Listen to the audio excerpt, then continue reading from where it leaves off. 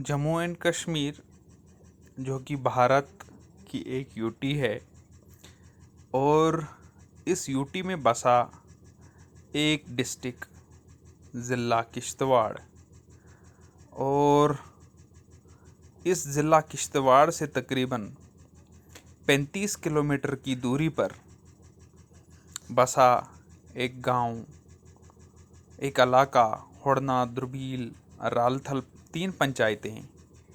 और इन 3 पंचायतों के बीच में एक खूबसूरत सा गांव द्रुबील।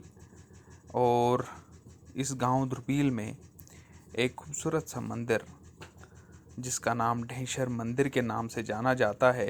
यहाँ पर आज श्रावण की शुक्ल द्वादशी और आज यहाँ पर शुरू होता है एक मेला जिसको जागरू के नाम से जाना जाता है। तो इस मंदिर में जैसे ही ये छड़ी आती है तो मंदिर की सजावट के लिए शुरू हो जाता है यहाँ का जो पवित्र जो ये एक पौधा है, इसके पत्ते लाए जाते हैं और इन पत्तों से इस मंदिर की चारों तरफ से मालाएं लगाई जाती हैं। और इसके लिए जुड़े लोग जो माला बनाने में व्यस्त हैं ताकि इस मंदिर के लिए माला बनाई जाए। और ये पूरे वर्ष में सिर्फ एक बार एक दिन ऐसा आता है जिस दिन इस मंदिर के लिए ये मालाएं इस पवित्र जो पौधा है इससे तैयार की जाती हैं, पत्तों से तैयार की जाती हैं, ताकि ये जो देवता है ढेंशर नाग देवता, इसके चारों तरफ से ये लगाई जाएं। और इसके लिए एक ख़ास तरीका है। एक तो ये ख़ास तरीके के पत्ते और इनकी छोटी छोटी डालियां जो बहुत ऊंचे पहाड़ों से काटकाई पेपारन से लाई जाती हैं। और उसको बांधने का भी एक स्पेशल तरीका होता है जो हमें श्री दीवान चंद जी बता रहे हैं कि एक डाली हम डालते हैं और उसके बाद इसको बांधकर तो ये माला जो है एक लंबी सी माला तैयार हो जाती है। और फिर बैंड बाजे के साथ इस माला को लगाने का जो कार्यक्रम है, ये जो मंदिर को सजाने का कार्यक्रम शुरू हो जाता है। तो 2 गांव से 2 पुजारी जो हैं नियमित हैं और वो इस मंदिर के जो ऊपर वाला शीश है, इस शीर्ष को सजाने का कार्य इन्होंने प्रारंभ कर दिया है। और जो इसके लिए पहले ये सीढ़ियों का इंतज़ाम कर रहे हैं ताकि ये सीढ़ी लगाकर इसके टॉप पर पहुंच सकें। अगर आप देखें ऊपर वाला जो गुंबद है और जो नीचे वाला गुंबद है, दोनों पर इन्होंने ये मालाएं पहनाई हैं। तो यहाँ पर माननीय श्री चुनीलाल जी जो ऊपर वाले गुंबद पर ये माला पहना रहे हैं और फिर नीचे वाले जो तकरीबन ये कामयाब हो गए हैं इतनी ऊंचाई पर इसको माला लगाने के लिए। अब नीचे वाले गुंबद पर जो है दूसरे गांव से लाए हुए एक पुजारी श्री रोशन लाल जी, वो इस पर माला पहनाएंगे। जो नियमित ये लोग हैं वही इस पे हर वर्ष ये 2 मालाएं यहाँ पर पहनाते हैं। अब मंदिर के परिसर के चारों तरफ से जो माला है वो लगाने का कार्य शुरू होगा। और गांव के हर घर से एक एक व्यक्ति यहाँ पर जुड़ा हुआ है और उन्होंने ये कार्य जो है शुरू किया है। इसमें ढिकरा, द्रुबील दोनों गांव जो हैं मिलकर इस काम को अंजाम देते हैं। और इस मंदिर के पुजारी माननीय श्री धनीराम जी जो टिकरा निवासी हैं, इसकी पूजा अर्चना करते हुए ईश्वर से प्रार्थना करते हुए कि पूरे इलाके में सुख समृद्धि जो है बनी रहे और अब सभी लोग मिलजुल कर इस माला को लगाने का कार्य कर रहे हैं, माला भी लगा रहे हैं। और ऐसी सोच है कि हर घर का व्यक्ति यहाँ पर मौजूद हो, ताकि आपस में मेल मिलाप, भाईचारा इन लोगों का बना रहे। तो सभी लोग अपना अपना योगदान दे रहे हैं कि इस माला को लगाया जाए। और जो इस दौरान कभी भी ये बंसरी और ये जो बाज है, जिसको हम ढोंस बोलते हैं, तो इसका ये जो साज है ये रुकना नहीं चाहिए जब तक नहीं ये पूरी माला जो है लगाई जाए। हमारे एक बुज़ुर्ग इसमें जो है हिस्सा लेते हैं इन कार्यों में। साथ साथ में जो हमारा ढेंशर नाग देवता है, इसके अंदर शिवलिंग भी विराजमान है। तो साथ साथ में जो हमारे देवता हैं उनकी भी कुछ आकृतियाँ यहाँ पर मौजूद हैं। तो इसकी पूजा अर्चना अंदर भी हो रही है और बाहर भी। ये एक पुराना एक नियम है, जिस नियम के हिसाब से ये सारा कार्यक्रम जो है हो रहा है। और मैं मुबारक देता हूँ यहाँ के इन लोगों को कि उन्होंने अभी भी इस प्रथा को नहीं छोड़ा है, अभी भी इस प्रथा को बड़े जोश और खरोश के साथ ये आगे निभाए हुए हैं। और माला रोपण करने के बाद ये लोग जो हैं अपने अपने घरों में जाएंगे और वहाँ पर फिर अन्न ग्रहण करेंगे। और आज के दिन जो है ख़ास ये भी होता है कि हम ये जो इलाका ये जो श्रावण की शुक्ल द्वादशी है, अभी सभी लोग ईश्वर का आशीर्वाद लेते हुए, नाग देवता का, ढेंशर नाग देवता का आशीर्वाद लेते हुए, क्योंकि माला जो है पहना ली गई है, तो आज के दिन यहाँ के लोग जो हैं, जितने भी हमारे रिश्तेदार होते हैं, उनको घरों में बुलाया जाता है ताकि वो हमारे घर में आएं और मेल मिलाप आपस में हमें अपने रिश्तेदारों के साथ बना रहे। साल में एक दिन अनिवार्य है कि हम उनको बुलाएं।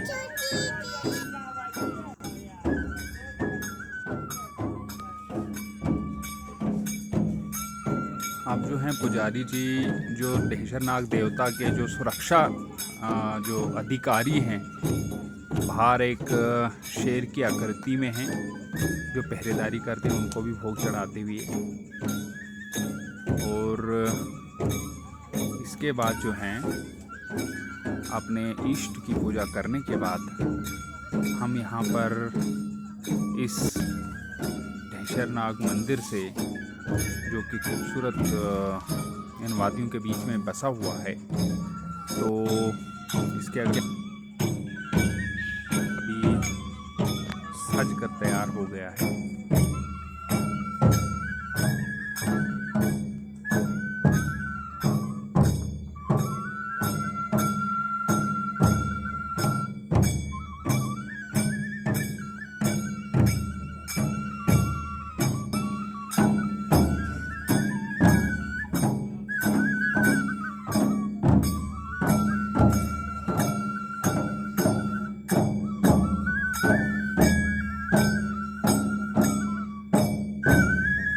मान्यताओं के अनुसार ये जो ढोल बैंड बाजा लेकर लोग यहाँ पे आते हैं, उनको पूजा जाता है, उनकी पूजा अर्चना होती है। इसलिए ढेंशर मंदिर के जो पुजारी हैं, इन सब की जो इनके म्यूज़िकल इंस्ट्रूमेंट्स हैं, इनकी भी पूजा करते हुए और इनके बजाने वालों की भी पूजा करते हुए अब जो है हमारा प्रस्थान पेपारन देवता मंदिर की तरफ यहाँ से होगा, जहाँ पर आज रात का मेला लगेगा। तो ढेंशर मंदिर से हमारा जो कार्यक्रम है, जो नियमित कुछ शास्त्र के मुताबिक हमारी रीतियां हैं वो पूरी हो गई हैं।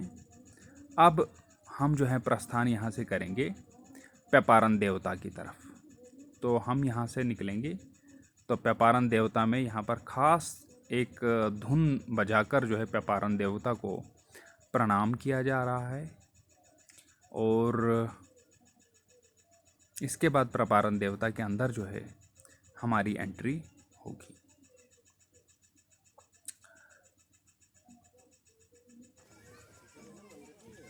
तो ये छोटा सा मंदिर परिसर पेपारन देवता का। और अब यहाँ पर आगमन हो चुका है। हमारे जो लोग हैं जो ढेंसर मंदिर से निकले थे यहाँ पर पहुँचे हैं। तो सारी जो प्रक्रियाएं पूरी की जा रही हैं नियमित तरीके से।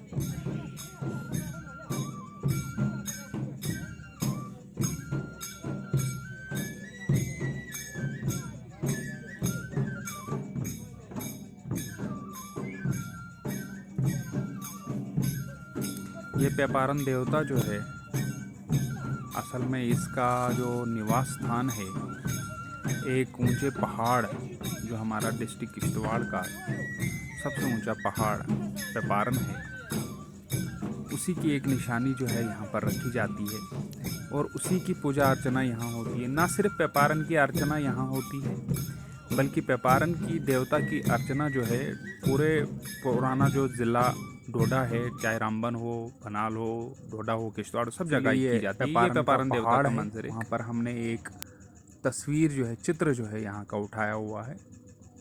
तो अब जो पूजा की अर्चना की पेपारन देवता के ऊपर हैं, यहाँ पर भी जो पुजारी हैं यहाँ के वो इनकी पूजा अर्चना करते हुए ये जो हमारे जो ढोल हैं या जो बंसरी है, बांसुरी है, उनकी पूजा अर्चना करते हुए, पूजा अर्चना के बाद जो है जो यहाँ पर नियमित प्रक्रियाएं हैं वो पूरी होने के बाद जो है यहाँ पर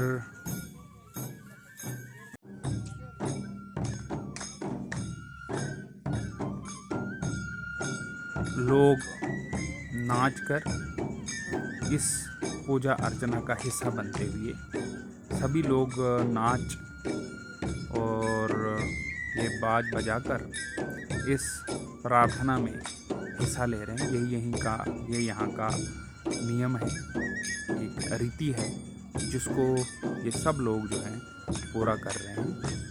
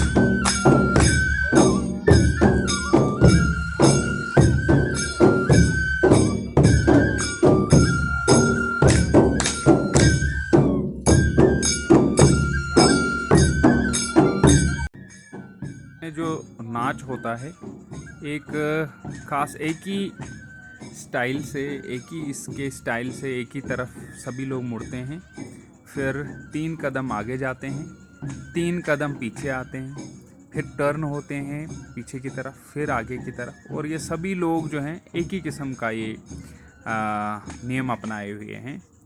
तो ये ख़त्म होने के बाद जो है सब लोग अपने घरों की तरफ जाते हैं और अपने दोस्तों के साथ, जो आपके करीबी लोग होते हैं, रिश्तेदार होते हैं, उनके साथ मिल बैठकर भोजन करते हैं अपने घर के अंदर, जो दिन का भोजन होता है।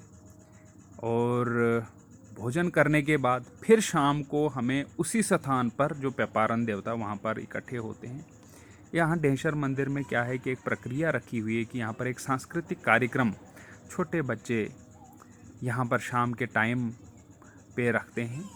खाना खा के जब वापस आते हैं हम यहाँ पर 9 बजे के बाद, यहाँ पर फिर एक सांस्कृतिक कार्यक्रम छोटे छोटे बच्चे रखते हैं। कोई ये कार्यक्रम पूरी रात नहीं, कोई 1:30 से 2 बजे तक चलता है। 2 बजे के बाद जो है फिर से जो सांस्कृतिक मेला है यहाँ पर, जो जिसके लिए ये जाना जाता है, तो वो शुरू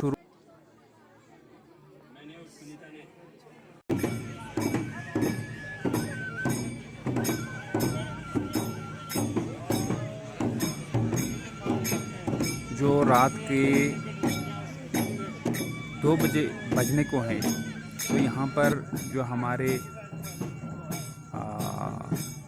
पुजारी जी हैं, नियम के हिसाब से 3 लकड़ियाँ के गठिड़ियाँ जलाकर इस मंदिर में आगमन किया इन्होंने।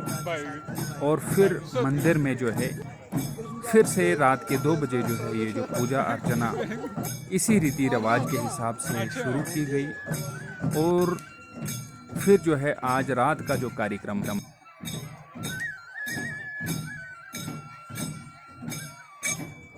इस मंदिर के पुजारी माननीय श्री ईश्वरदास जी, और ये जो यहाँ से कुछ निशानियाँ हैं, यहाँ पर एक सेंटर में एक इस लकड़ी के चारों तरफ से घूमते हुए, क्योंकि रात को यही लकड़ी जलाई जाएगी और फिर इसको यहाँ पर एक स्थान पर बाहर निकाल कर रखते हुए, और फिर जो है ये जो बीच में लकड़ी जलाई जाएगी और ये जो निशानियाँ मंदिर की निशानियाँ रखी जाएंगी, इनके चारों तरफ से नाच होगा।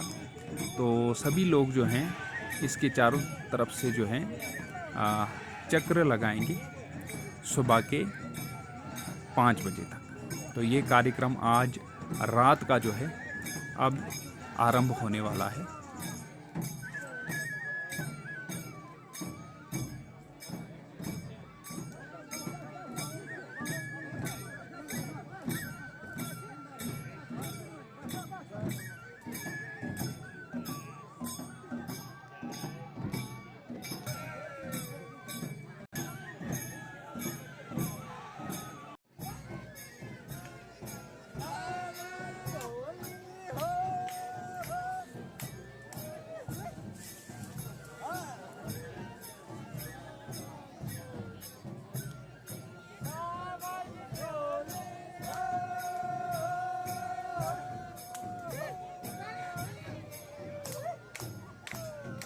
लोग पूजा अर्चना करते हुए, और ये अंत जो है इस तरीके से आज के इस मेले का हुआ सुबह के समय तक।